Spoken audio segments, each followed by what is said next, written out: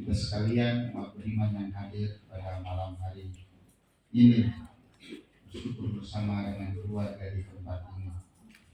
Ada seorang cendekiawan, seorang, kalau di zaman modern dia disebut mereka dokter kah, profesor kah, cendekiawan.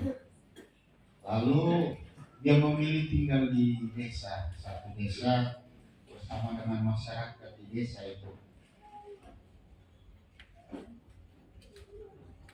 Beberapa lama tinggal di desa itu, dia melihat bahwa orang-orang di desa itu cenderung untuk selalu mengeluh. Ada yang datang kepada dia mengeluh dengan masalah yang sama. Hari ini orang yang berbeda, tapi masalah tidak beda-beda jauh, hampir-hampir mirip. Lalu dia memutar otaknya bagaimana caranya supaya warga masyarakat di desa itu berhenti mengeluh. Lalu kemudian dia temukan satu cara, lalu dia kumpulkan mereka di satu lapangan desa. Dia kumpulkan masyarakat di desa itu minggu pertama. Dia kumpulkan mereka, lalu dia menceritakan kepada mereka satu lelucon yang kemudian membuat satu desa itu, satu masyarakat desa itu tertawa terbahak-bahak. Setelah itu disuruh mereka pulang. Pikirnya mungkin besok tidak ada lagi orang yang mengeluh. Besok datang lagi orang-orang datang mengeluh pada dia. Lalu dia pikir kayaknya belum semua mendengar cerita ini. Lalu minggu berikut dia kumpulkan lagi mereka di lapangan yang sama. Lalu dia menceritakan cerita yang sama, lelucon yang sama. Dan minggu kedua itu masyarakat yang mendengar cerita itu masih tertawa terpingkal-pingkal.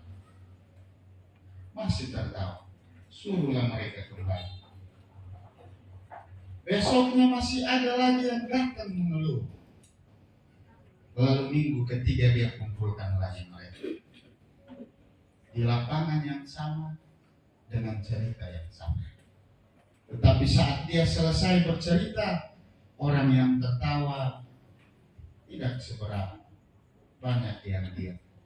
Lalu satu orang tua di depan seperti Bapak Kanis begini, angkat tangan dan dia protes kepada si cendekiawan ini.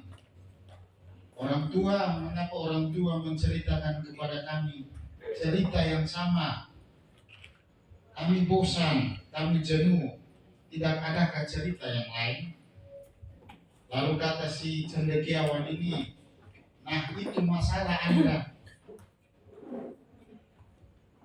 Kalau saya menceritakan kepada Anda cerita lelucon dan Anda bisa tertawa, tetapi kali ketiga dan seterusnya Anda tidak bisa tertawa lagi.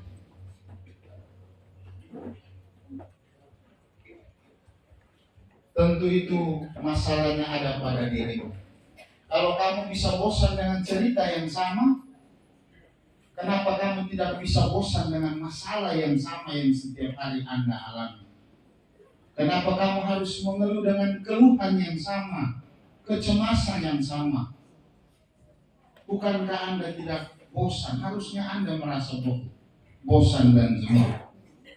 Ibu bapak, saudari dan saudaraku yang terkasih, pengalaman si buta dalam bacaan Injil hari ini mengajarkan kepada kita tentang satu sikap kerendahan hati. Bahwa keselamatan terjadi hanya karena rasa percaya dan iman kita kepada Tuhan, tidak ada yang lain. Tuhan, jika Engkau mau, Engkau dapat mentahirkan aku.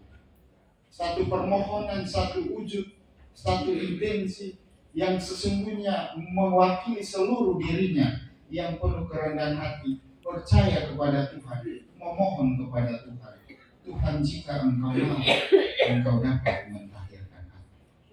Ini artinya bahwa permintaannya tidak melulu memaksa Tuhan. Tuhan, Kau harus sembuhkan saya. Apa yang dia minta biarkan Tuhan menyelesaikannya dengan kehendak Tuhan. Tuhan, jika Engkau mau, Berarti jika Tuhan tidak mau, tidak terjadi keselamatan. Kita belajar dari si buta ini untuk memohon kepada Tuhan dengan segala kerendahan hati. Orang yang rendah hati biasanya jarang mengeluh, dan kerendahan hati selalu mengawali seluruh sukacita. Dan itulah yang dialami oleh si buta ini. Dengan kerendahan hati memohon kepada Tuhan, dan apa yang terjadi? Tuhan mengabulkan permohonannya. Semua orang yang bersyukur, semua orang yang selalu punya doa dengan rendah hati akan selalu menemukan sukacita pada akhirnya, apapun yang kita alami.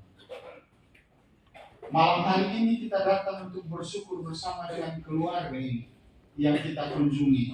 Bapak Vincent bersama dengan keluarga teristimewa untuk keberhasilan anak Erik dan adik yang boleh diwisudakan dan juga boleh mengalami persatuan dengan Tuhan melalui penerimaan tubuh dan darah Kristus.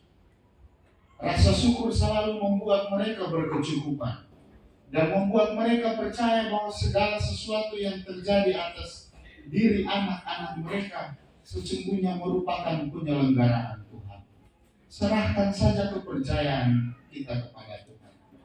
Iman kita akan menunjukkan bahwa Tuhan akan menyelesaikannya kepada kita. Berdoalah. Jika kita berdoa dengan iman, maka tentu akan diaminkan oleh Tuhan. Adik, kita belajar semakin tinggi ilmu kita, harusnya kita semakin rendah hati. Semakin kita mengalami persatuan dengan Tuhan, kita memikul Tuhan di dalam diri kita, harusnya membuat kita semakin rendah hati, menunjukkan Tuhan. Melalui ilmu yang kita peroleh, melalui Tuhan hadir di dalam diri kita, Tuhan sesungguhnya membantu kita.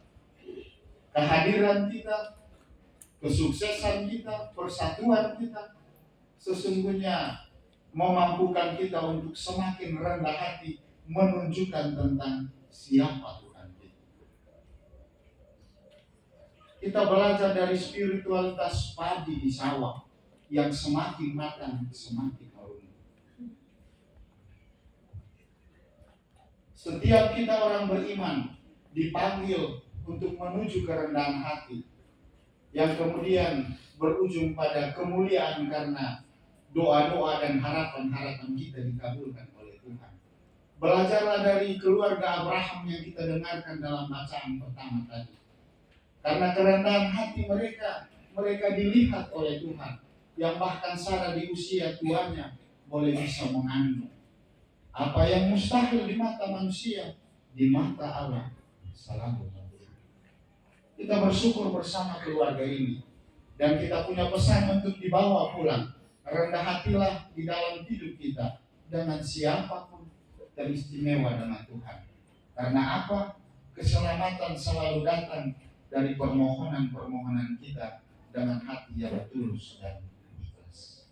Semoga Tuhan memberkati kita.